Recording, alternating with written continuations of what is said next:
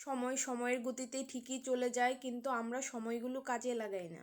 আজকের ভিডিওটা দুপুরে রান্না থেকেই শুরু করেছি। আপনাদের সাথে আজ শেয়ার করব ছোট ইলিশ মাছ ভুনা। ইলিশ মাছ রান্না করার জন্য কড়াইতে দিয়ে দিব পেঁয়াজ কুচি আর কাঁচামরিচ। এখন দিয়ে দিব পেঁয়াজ বাটা আর এর সাথে আদা রসুন বাটা। সবগুলো উপকরণ একটু খুন্তি দিয়ে ভালোভাবে নেড়ে দিব। এখন পানি দিয়ে দিব। ইলিশ মাছ ভুনাতে মশলার পরিমাণ একটু কম দিলে মাছের টেস্টটা ভালো থাকে। হলুদের গুঁড়া দিয়েছি 1 চামচ, মরিচের গুঁড়া 1/2 চামচ, জিরার গুঁড়ো 1/2 চামচ দিয়েছি।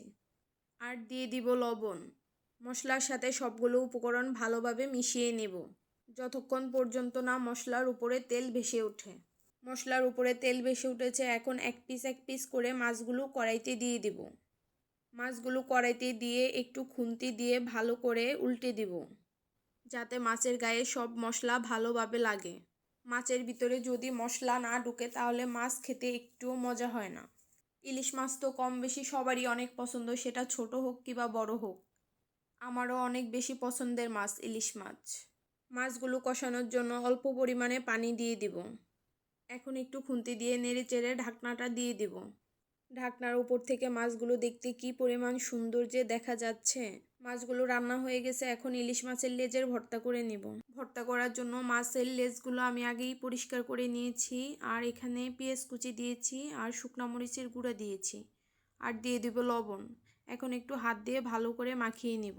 ইলিশ মাছের লেজের ভর্তা যে কি পরিমাণ মজা, যে আপনারা না খেলেই মিস করবেন। বাসায় প্লিজ একবার হলেও ট্রাই করবেন যারা খান না, আর যারা খেয়েছেন তারা তো জানেন কেমন মজা। আর দিয়ে দিছি ইলিশ মাছ ভাজা তেল। এই তেল দেওয়ার পরে ভর্তার টেস্ট আরও বেড়ে যায়। দুপুরে খাবারের মেনুতে আছে ইলিশ মাছ ভুনা, ইলিশ মাছ দিয়ে পেঁপে আর ইলিশ মাছের লেজ ভর্তা। এই তো আমি এখানে ভাত নিয়েছি, প্রথমে ভর্তা দিয়ে নিয়েছি, যে কেমন হয়েছে খেতে। খাওয়ার পরে দেখি এতটা মজা হয়েছে বলে বোঝাতে পারবো না। লেজ ভর্তা দিয়ে খেয়ে এখন ইলিশ মাছ ভুনাটাও নিয়েছি, দেখি এটাও অনেক বেশি মজা হয়েছে। আপনারা চাইলে আমার রেসিপি ফলো করে বাসায় ট্রাই করতে পারেন।